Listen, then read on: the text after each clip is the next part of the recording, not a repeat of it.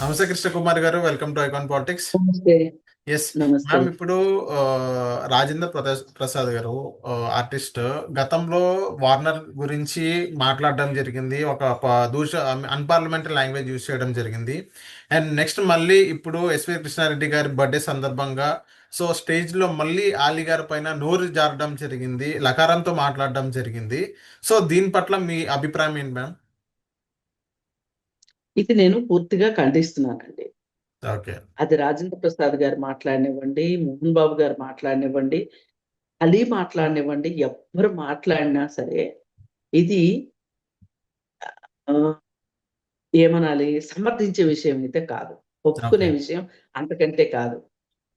ఈ మధ్య కాలంలో వాడుక భాషలో ఉమ్, ఒక ఇద్దరు ముగ్గురు కుటుంబ సభ్యుల మధ్య కావచ్చు, స్నేహితుల మధ్య కావచ్చు,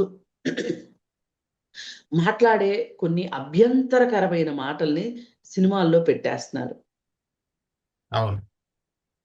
నేను రాత్రే ఒక సినిమా చూశాను. ఏంటంటే జొన్నలగడ్డ సిద్ధార్థ, ఉమ్. జొన్నలగడ్డ సిద్ధు సిద్ధు సినిమా ఒకటి చూశాను. ఉమ్. దాంట్లో హీరో చాలా సింపుల్ గా కొన్ని కొన్ని మాటలు వాడేస్తున్నాడు. ఇది ఇలా వాడటము అనేది చాలా తప్పు. సంభాషణ రచయితలు చేయవలసిన పని ఏంటి అంటే కొంచెం మర్యాద, కొంచెం మన్నన. ఈ సినిమాలు అందరూ చూస్తారు, పిల్లలు కూడా చూస్తారు. అక్కడ ఆ సినిమాలో డ్రగ్ మాఫియాని పట్టుకునే సినిమా అది. ఉమ్. అవును. నిజంగా మంచి కథ, మంచి స్టోరీ, మంచి ట్విస్ట్లు ఉన్నాయి, అంతా బాగుంది. కానీ హీరో నోటికొచ్చినట్టు వాగేస్తా ఉంటాడు, నోటికొచ్చినట్టు వాగుతూ ఉంటాడు. ఏది చిన్న చిన్న పదాలే కావచ్చు. అంటే ఇది ఎందుకు నేను చెప్తున్నానంటే, ఇంత చిన్న స్థాయి నుంచి, చిన్న బూతుల దగ్గర నుంచి పెద్ద బూతుల వరకు ఇవాళ బహిరంగంగా మాట్లాడేస్తున్నారు. ఇప్పుడు నిన్న ఆ మధ్య ఒక రాజకీయ నాయకుడి నోట్లో నుంచి దోల అనే మాట వినిపించింది. కరెక్ట్ కాదది. ఇప్పుడు నేను చెప్పకపోతే అదేంటి అనేది అందుకోసం చెప్పాను తప్పితే, నేను ఈ రోజు వరకు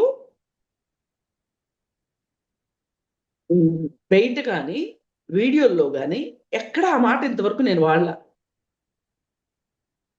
మనం వాడొద్దు అట్లాంటి మాటలు. ఇప్పుడు మనము ఉమ్, ఒక 10 మంది, కనీసం 10 మందే చూశారనుకుందాం, కొన్ని లక్షల మంది చూడక్కర్లా.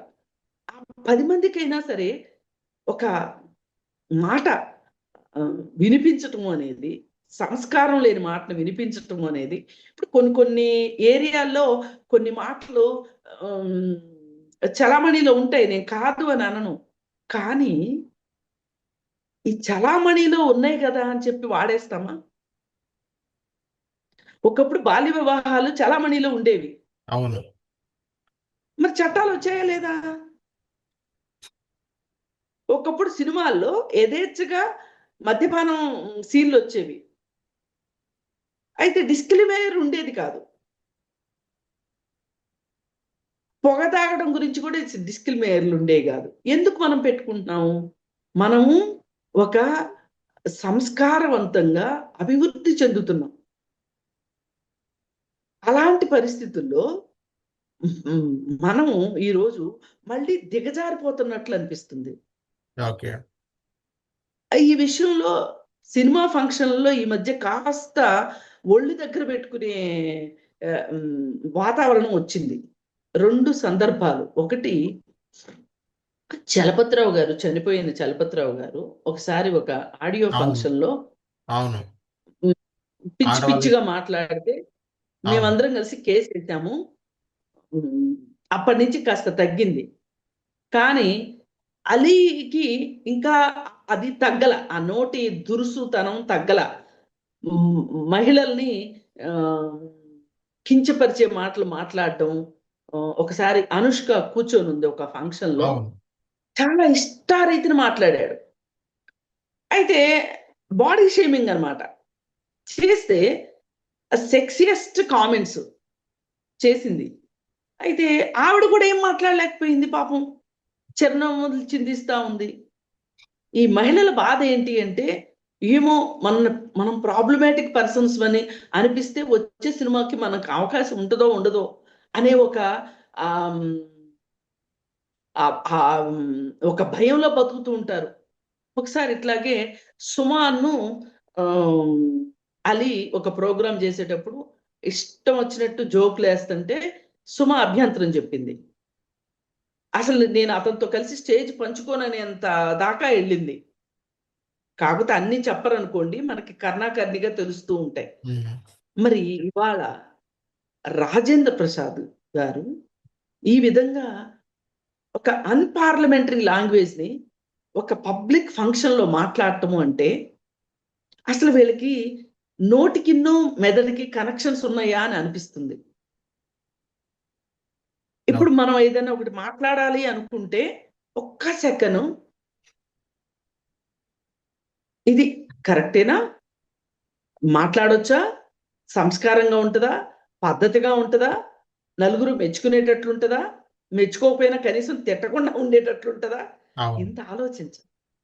మనము బయటకొచ్చి 10 మందిలో మాట్లాడుతున్నాము అంటే, అది చాలా చాలా అవసరమైన విషయం. అవును. అలీనన్నారా? ఇంకొకళ్ళనన్నారా? అలీ ఇంతకుముందు చాలా మందినన్నాడు గాబట్టి, ఇప్పుడు అలా అలీనంటే ఏమైంది? ఇవన్నీ కాదండి. ఎవ్వరినన్నా తప్పే. ఓకే. రేపొద్దున ఇంకొక మీటింగ్‌లో అలీ రాజేంద్ర ప్రసాద్‌నన్నా తప్పే. ఓకే. ఈ అర్థం. మధ్య ఎందుకో రాజేంద్ర ప్రసాద్ గారు కొంచెం ఎక్కువగా స్లిప్ అవుతున్నారు. టంగ్ స్లిప్ అవుతున్నారు. అంటే ఇప్పుడు 'అలీ' టంగ్ స్లిప్ అవ్వడానికి ఒక రీజన్ ఉంది.